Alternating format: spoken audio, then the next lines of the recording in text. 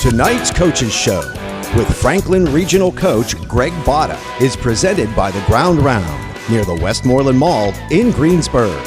Whether it's specialty burgers and sandwiches, one-of-a-kind fajitas, or one of their homemade dinners, we've got what you like at the Ground Round. It's time for our weekly visit with the head football coach of the Franklin Regional Panthers prior to tonight's game in Greensburg, Pennsylvania, Offutt Field. And Coach, you and I were talking a little bit earlier prior to the interview. You've been coaching high school and some college football for 40 years, and in 40 years you've only missed one day of practice. You talk about being consistently showing up. That's quite a record. I appreciate that, Jonathan. Yeah, it's something I love to do, and I believe you make a commitment to something, you better be there no matter, what the circumstance, unless it's something that's more important. I mean, I was teaching 34 and a half years at Penn Hills, and when I retired, I had 300 plus sick days there. So it's kind of work ethic my father instilled within me, and try to do that with my players too. And you're an example. And again, not just talking the talk, but walking the walk. And before we talk about the Golden Lions here tonight, another road game, we got to go back to that. Fourth quarter knuckle buster up at Allison Park. You and I talked before the game last week. We knew that the winner of that game would be in the driver's seat as far as the conference title goes, and you certainly wanted to have your team come out with that. But as it turns out, we come up a little bit short late in that game. It's a 28-21 score at the end. But your club left in that first quarter. I was looking at my notes before I drove over here today. I'm seeing a 0-0 first quarter score. She could have easily been 14-0. Yeah, it could have been. And that's one of the problems we've been facing this year is we're leaving points on the field. We talked about that in prior discussions. And it's heartbreaking. It's heartbreaking for the boys, for the staff, for the fans that, we're down there fourth and a yard and we can't make it. And then someone blew an assignment, which is football.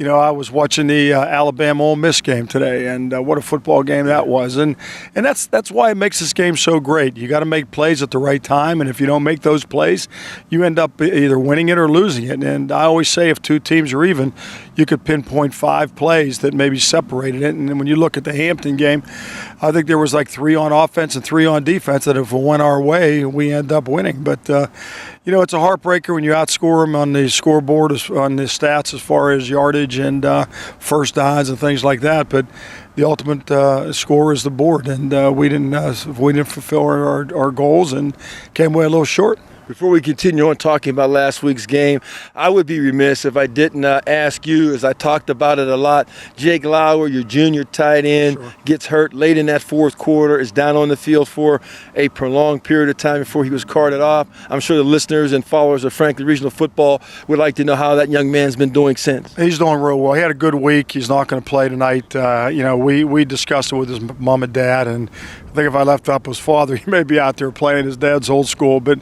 they all know the seriousness of what happened. Hopefully he'll be back for the TJ game. And, it was the first time in my career that I ever had to board somebody on the field. And, I don't want to do that again because it was just kind of unnerving, when you see a young man laying there and he's responding, but not in the way you want him to. But the doctors out there and the paramedics and the staff at Hampton, as well as our own, Suzanne and Jim just did a tremendous job, and they were on top of it. And, he walked away pretty unscathed overall, and he should be back for the TJ game. I remarked during the broadcast that they seem to have a MD on the sideline.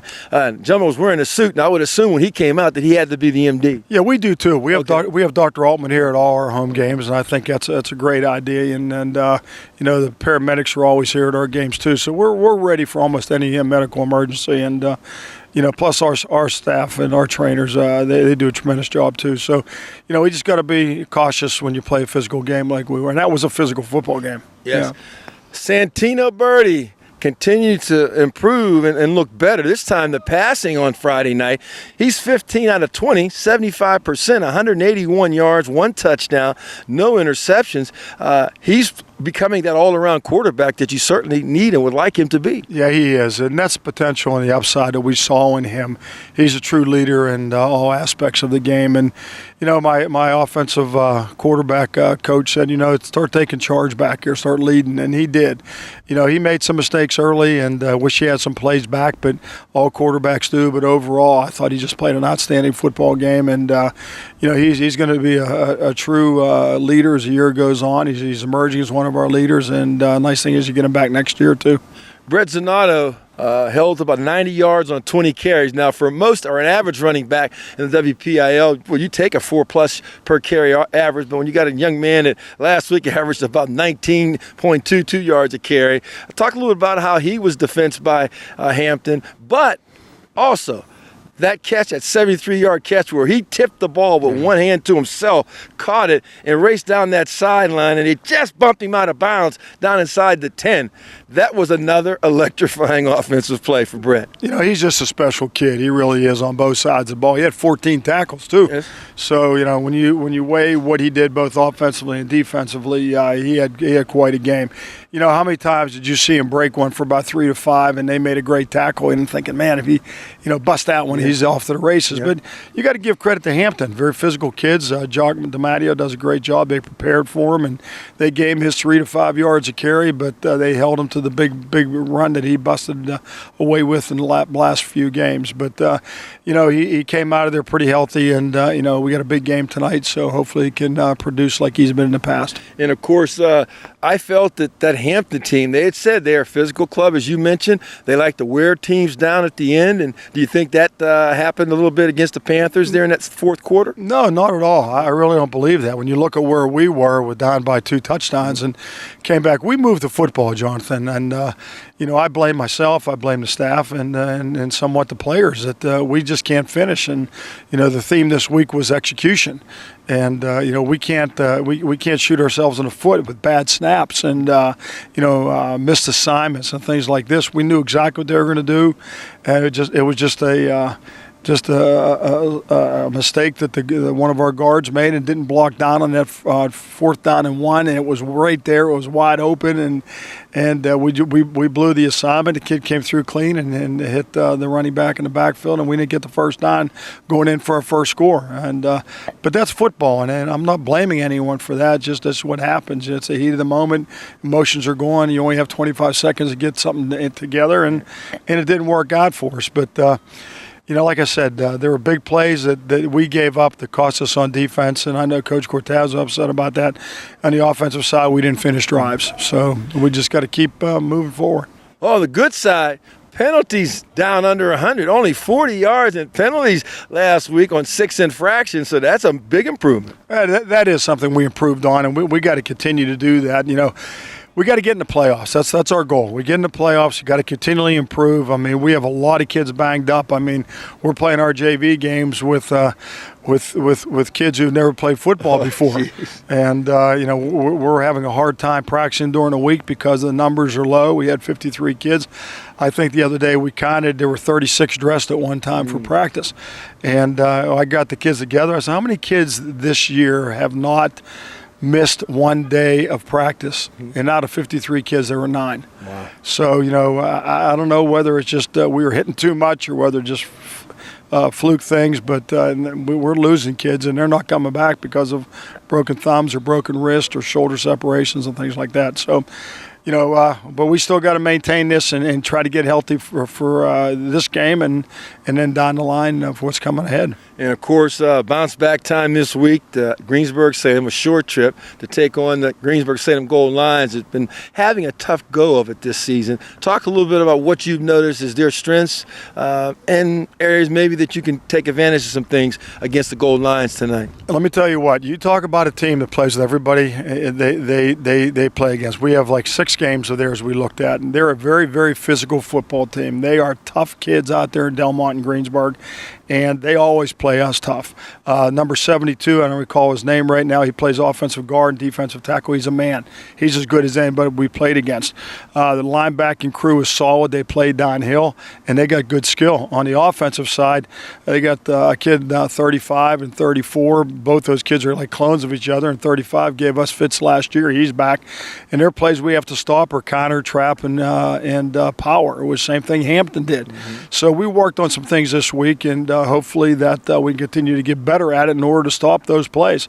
I don't think they're Hampton. I don't think they're as physical or as big up front, but they are a physical team, but not as – I don't think they're Hampton style, but yet they execute well, and Dave Kiefer does a tremendous job with them, and continually they get better.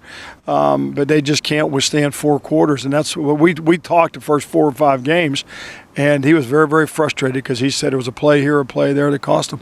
How do you prevent your team from letting the carryover from that emotional game last Friday? How have you addressed it, and do you think there'll be any problem making sure they get back on the winning track? Well, right after the game, first of all, I told them how proud I was they didn't quit. We gave a speech in the locker room about always getting up, never quitting, stand up no matter how many times you get knocked down, and they stood back up. And they got knocked down, they stood back up again, and I was proud of them. So I was very positive after the game. I was upset with myself and some of the things that we did on the sidelines, but as far as some of the play calling, and not to say it was wrong, but just the opportunity and times we were looking at should have been different, I thought. So we took some of the blame for that. But I told those guys they got to regroup, and that's the theme this week: regroup and let it go. I can't remember the last time we lost 2 games in a row, so we got to win this one and just be positive about what's expected for us as a team.